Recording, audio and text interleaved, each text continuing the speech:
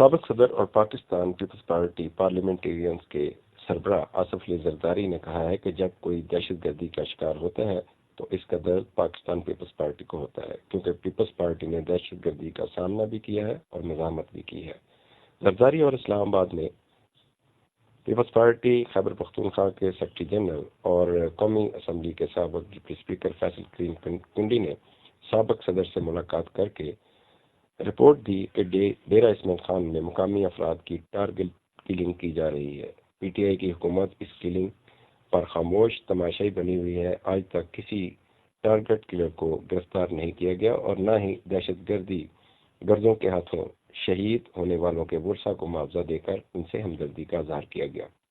آصف علی زرداری نے اس امر پر تشویش کا اظہار کرتے ہوئے کہا کہ پاکستان پیپلز پارٹی ان غمزدہ خاندانوں کے دکھ اور درد کو محسوس کرتی ہے جن کے پیاروں کو بے گناہ قتل کیا جاتا ہے۔ انہوں نے کہا کہ صوبائی حکومت کو چاہیے تھا کہ وہ قاتلوں کو گرفتار کر کے انصاف کے کٹارے میں لاتی، مگر پی ٹی آئی کی حکومت نے اپنی ذمہ داری نہیں نبھائی۔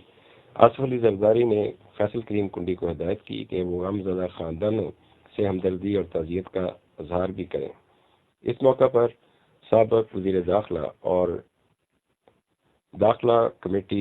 قائمہ کمیٹی سینٹ کے چیئرمین رحمان ملک نے پارٹی صدر کو بتایا کہ انہوں نے ڈیرہ اسماعیل خان میں ہونے والے واقعات کا از خود نوٹس لے کر آئی جی پولیس خیبر پختونخوا اور سیکرٹری داخلہ خیبر پختونخوا سے رپورٹ طلب کی ہے۔